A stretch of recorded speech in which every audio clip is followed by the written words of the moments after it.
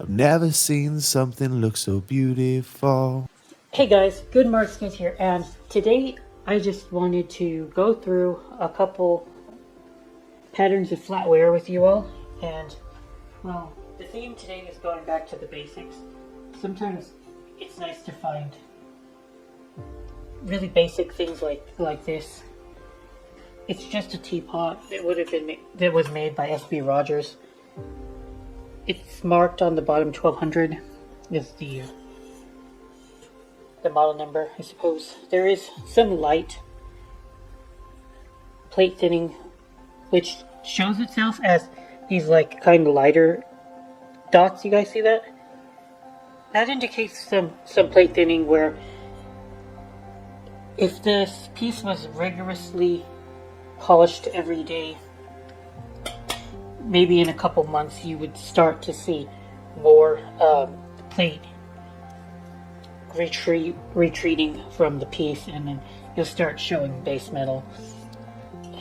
We also have that right here. In fact, I'm not so sure I'm gonna sell this piece. Originally, I was gonna say it's nice to go back to the basics where you just try to sell a basic piece and get your 20 to 25 bucks if you can sell it off, and it should be not too bad because it's pleasant and the design is nice, you know.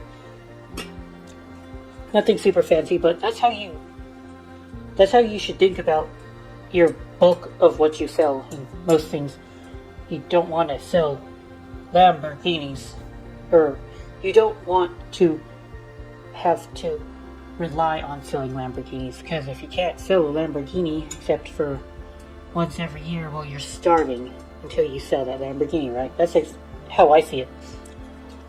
So even though it's nice to find those $100 pieces, those pieces that can profit you massive amounts, you should be thinking about making those tiny little scores that keep the lights on until the next day, you know? This would have been a perfect example of that if it was in better shape. I don't know. I still think it might sell. Somebody still might be happy with it in its current condition. It's not atrocious, it's just I see some minor flaws because I've seen this stuff for a long time. So, guys, I have this here. It's just a basic. It's an incredibly basic little dish. Some kind of plate. But what kind of got me is that it has names engraved on it. 5 names engraved. And then there's a note on the back. And it reads, Grant Johnson family on retirement. Names of their children in linear /ST grade. So what I assume it means is that this is the years of the children when they graduated high school. That's how I take it. I don't know if that's for sure or not. A couple emotions came over me, like this kind of piece, it epitomizes somebody's real life, and each of these pieces has history and a story behind them. And sometimes it's not obvious because there's nothing to back it up. But other times you see that story right there on the piece, and well, Goodwill couldn't get rid of it for $2, and then it came into my hands, and I don't really have any real reason to keep it, except the pattern kind of reminds me of this pattern I recognize. So that might save it from being scrapped. It's in okay shape. I can't imagine how tough it would be to raise 5 kids, and all of them graduated high school back in the late 60s and the 70s, and this couple definitely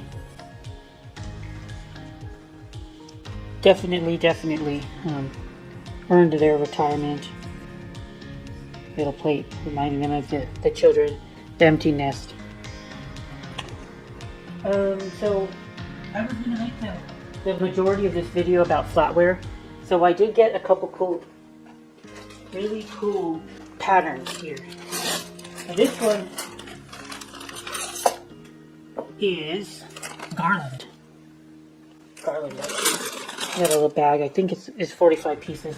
The most basic set that they would have sold are 45 pieces, so it's not common. It's not uncommon to find flatware sets with 45 pieces. That's what I'm trying to say.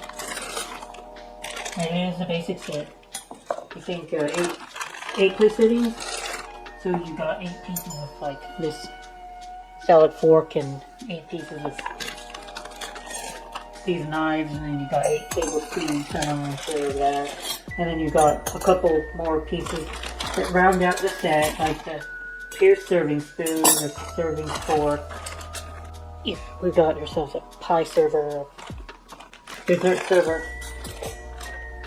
Garland is a uncommonish pattern, kind of not really that rare, but not that common either.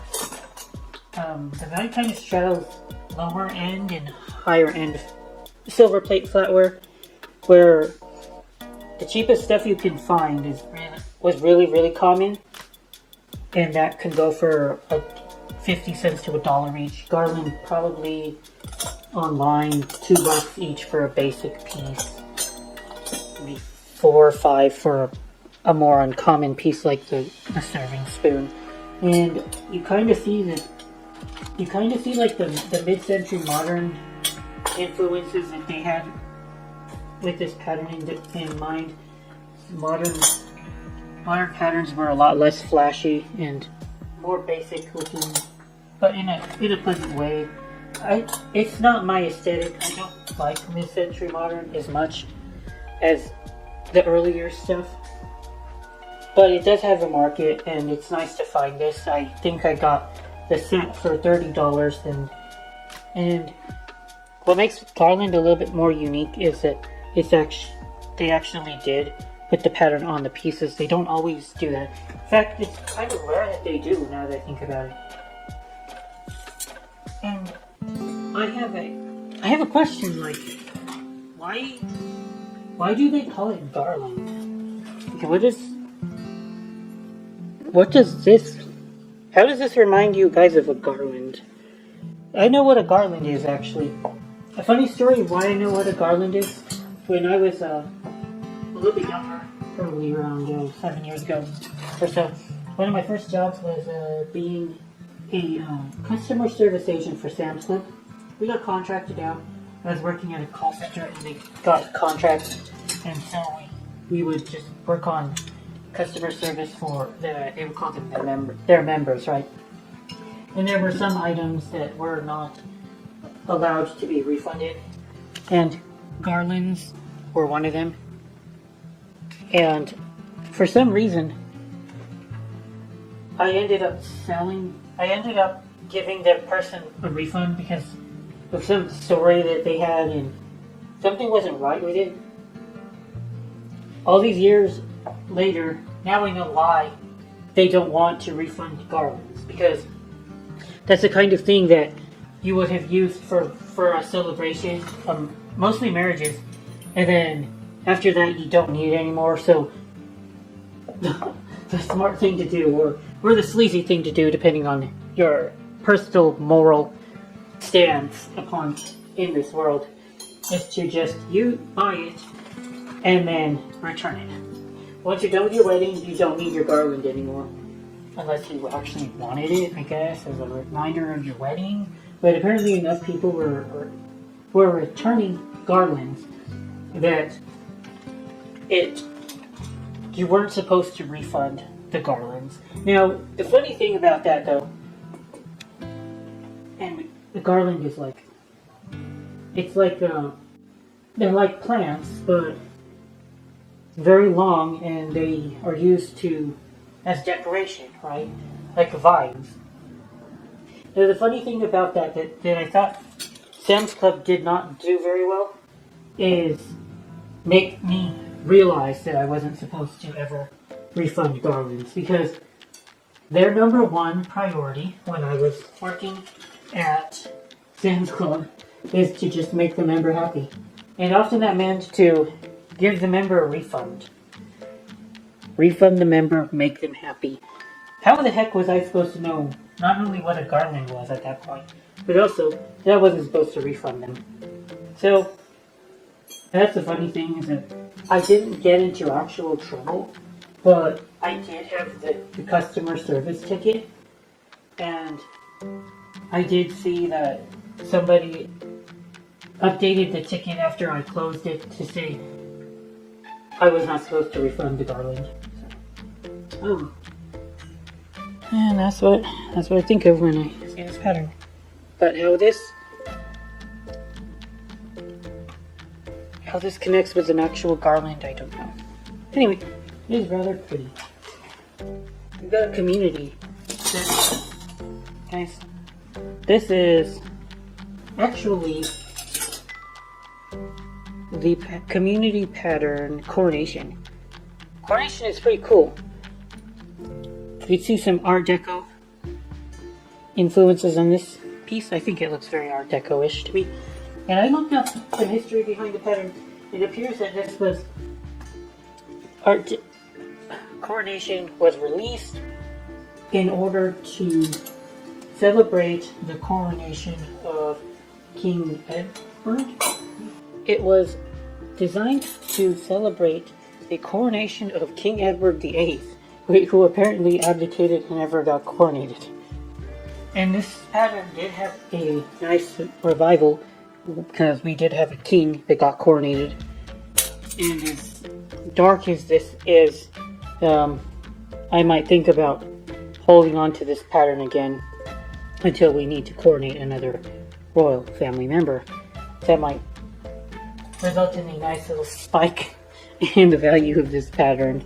But again, I might just list it off as one blob again and try to make some more cash, because this is a very cash intensive hobby I have, and this was a 1936 pattern. I would say that there's a similar price point where this is a mid-range pattern. It's a little more common than garland, but it's a little bit more popular as well. I think that this is probably one of the most popular Oneida patterns still around, that still has widespread recognition today. You should have no problem selling this pattern for between $120, yeah, $100 to $120. And it shouldn't sit around too long. Iced teaspoons are quite uncommon and more sought after. So the thing about this kind of stuff is that you can either parcel it out by piece, and wait a lot longer for everything to sell. And some of the more common pieces, like the teaspoons, they might never sell. You might ask for $1 each a teaspoon, $1.50 a teaspoon, and they might still sit around because everybody has the teaspoons. But if you want to sell stuff like the knives are often very, very hard to find in great shape, because not only do you have to worry about the condition of the silver plate, you also had to worry about the condition of the knives. And a lot of the time, stainless steel doesn't last forever either. This whatever they plate onto stainless steel to make it stainless doesn't last forever, so that wears away, and then the knives rust up, or the teeth down here get worn down. But this set is in really pristine condition, and that should give it quite a premium, either in price or in the speed of which it sells. And I even have these really cool salad forks. So, if I were to recommend a pattern that is beautiful at an affordable price, coronation would be one of the patterns that I would say is in the top 10. Now, the meat and potatoes of this video today is going to be a flatware set that I had been sitting on for a little while and haven't had any time to look look at it, I invested quite heavily in this Flatware set. So let's go take a look at it now. It is certainly pleasant to see the box. The Flatware box has been wrapped quite well. These Goodwills think that just because a Flatware box is sturdy means that they can just throw it in a box with no shipping, padding, no void fill, and then the box just ends up getting, the hinges break, the knobs break, the Flatware can rattle around and get hurt. So it's nice to see this. Also, take notes, guys. This is similar to how I would wrap a Flatware box if I were shipping it as well. Okay, well, here's the box. Luckily, it made it to me in one piece. It's a very antique box, isn't it? It has a very distinct smell. It's kind of weird that I'm selling the box, but shoe leather. Like leather. Weird. And they even put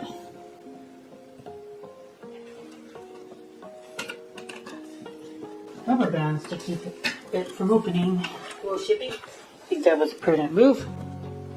Well, let's go see. Here it is. Alright, so the Flatware spilled around everywhere. And here's what I want to point out, guys. I ship these Flatware boxes all the time. Oh, okay. It looks like, even though they did their best, the box is still not salvageable. That's fine. It wasn't worth much compared to the value of the Flatware anyway. Here's a point I want to make, guys. If you ever sell a Flatware box and you have the Flatware here, make sure to put void fill in the inside as well. Like, put as much peanuts or like bubble wrap inside the box so that the Flatware doesn't have any chance to jostle around, because I had done that to somebody. I didn't put any bubble wrap inside the box and I just assumed that it would be fine, but they weren't very happy because the Flatware can get scratched against itself when this stuff is moving. But anyway, here is a very, very highly sought after pattern. This is Rose and Leaf by National Silver Company. Yeah, Rose and Leaf. I think this is Rose and Leaf. It might not be. Hold on, guys. I assume this is Rose and Leaf because that's the pattern that I know. But it could be something different. I'm absolutely wrong. I didn't. Why did I think it was Rose and Leaf? No, Rose and Leaf you can tell because the bottom of Rose and Leaf doesn't have any decoration. I sound like a dummy trying to explain that, but anyway, no, this is the pattern Narcissus, which is a funny word, funny name for a flower.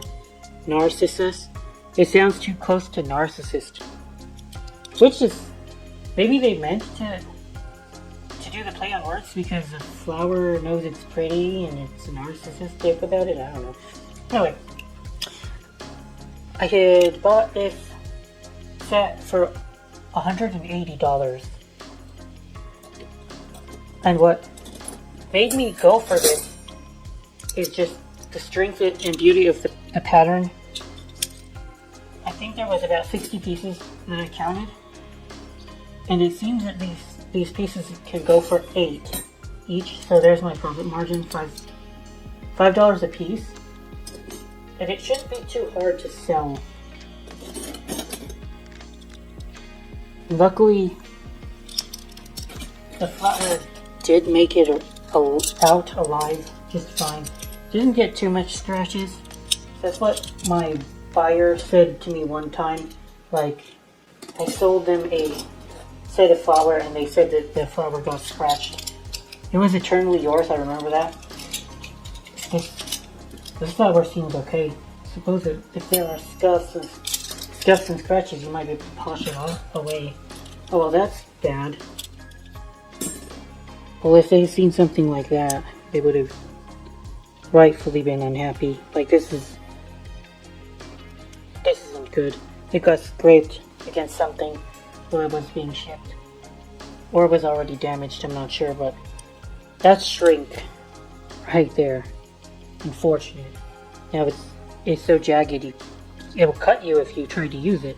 One piece is unusable. So National Silver Company, guys, they have some very, very beautiful patterns, but they're kind of uncommon in the second-hand marketplace. You have to keep an eye out for their pieces if you want to get them cheap, or else you'll have to pay a good premium for them. Do y'all think that we could sand down the sides of this spoon? It wouldn't hurt, right? So at this point, we will just throw the box away. I do like to take and peel off the felts before I throw away the boxes because they are often anti-tarnish cloth, and I don't know if I'll ever decide I need it, but if it ever does happen, I'll have some. I'm sure the anti-tarnish cloth is expensive if you were to buy it brand new. So we'll just take the flatware and take off the cloth from the broken and shitty flatware boxes I often get from my home. They're hard to sell, guys, because they often don't go for very much and they sit around forever. Flatware boxes do not go for as much or anywhere near what the flatware does. Flatware is a winning sell, the boxes not so much. One of them is really bent out of shape, this one. I don't know if I can sell this one. 81 pieces of this pattern, assuming a sale price of $6 a piece average, close to $400. Not bad for my $108 investment. Yeah, quite pleased. Alright guys, I hope you guys enjoyed this video of a couple different flatware designs that I have found the past couple weeks, or I've had sitting around forever before I get to them. And yeah, hope you all enjoyed my channel. J Marks is out.